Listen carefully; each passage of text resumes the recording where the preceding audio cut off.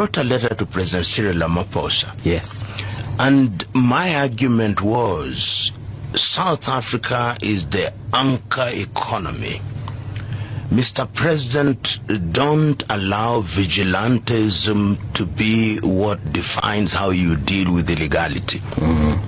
It is true that every country wants to document all visitors who are in their country. But you don't allow half-naked individuals to be running around the streets of Durban or Johannesburg, moving from shop to shop, trying to determine who is documented or who is not documented. And you don't allow them, particularly when you know that they are using derogatory terms.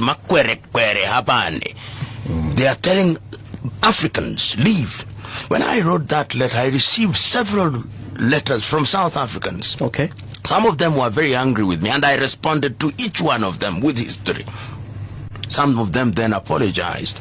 I told them, you cannot be in a position where you are telling everybody to go, and some of you are saying documented, some of you are saying all must go, and you are creating an environment where you instill fear in everybody. You are looting shops and all these. And none of the South African leading politicians, I listened to them, they were trying to justify the unjustifiable. And their claim is that fellow Africans are taking away jobs from them. A complete lie. Fellow Africans are creating jobs for them.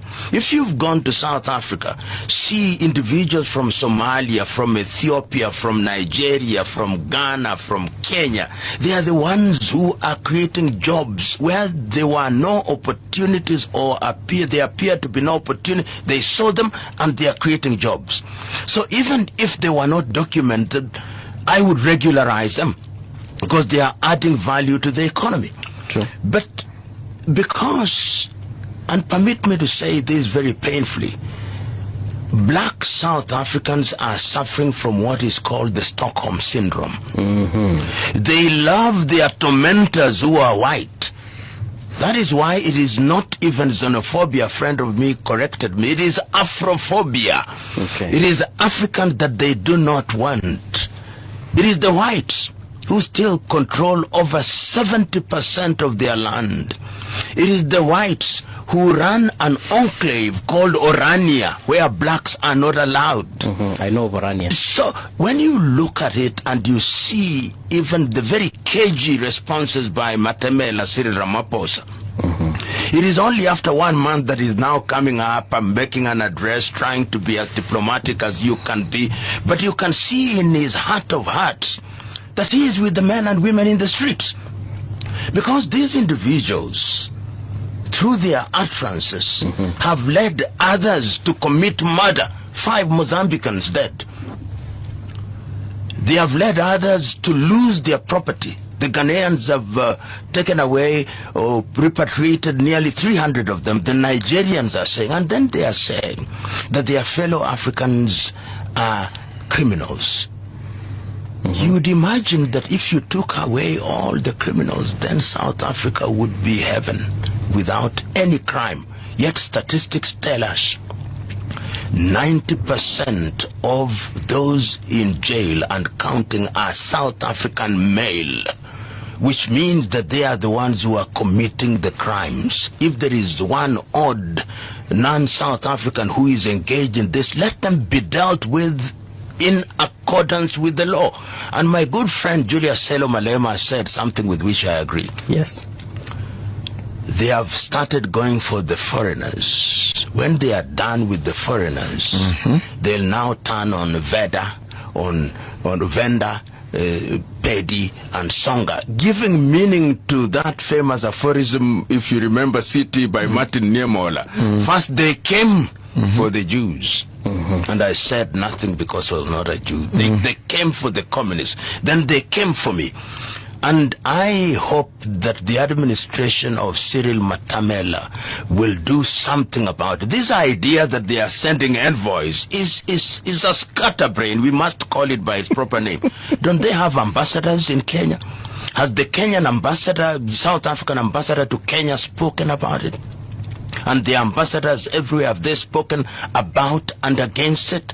And we must remember, during the struggle against apartheid, statistics tell me that anything between 40,000 and 60,000 South Africans were in exile. Yes. In Mozambique, in Tanzania, in Zambia, in Kenya. I remember living next to a South African family in Jericho, and they never left. As I speak to you now, it is estimated that nearly 1 million South Africans live outside of South Africa. Okay. Acceptable. So when one sees what is happening, this Afrophobia, where they are telling us, go and repair your country, and I think some of them have never traveled, and they must imagine that in Africa we live on trees, jumping from branch to branch. Okay. Perhaps some of them, we should give them a free tour of Africa, including Nairobi and Dar es Salaam and other places, and Abuja, so that they are able to see that we cannot in good nature talk about African integration when we are not working together. And lastly, yes, they lose out. How many people have been taking their children in high school to South Africa? South African universities, tourism. I can tell you in the next 2 months, the South African tourism will be hit and hit hard. Those who are taking their children to university in those places will withdraw their children, and they are going to regret it. Yeah. But we ought not to do what they are doing. My view, we should not expel them. We should not mistreat them. What we should do is, at their moment of hate, we should show them love. Then they'll be disarmed. Then they'll know that they are in the wrong, hopefully. And then I hope to see that the leaders of these gangs should be arrested and prosecuted. It is only then that I'll know the South African administration is serious about this thing. Prof, one of the things that is symptomatic of what we are seeing, when the state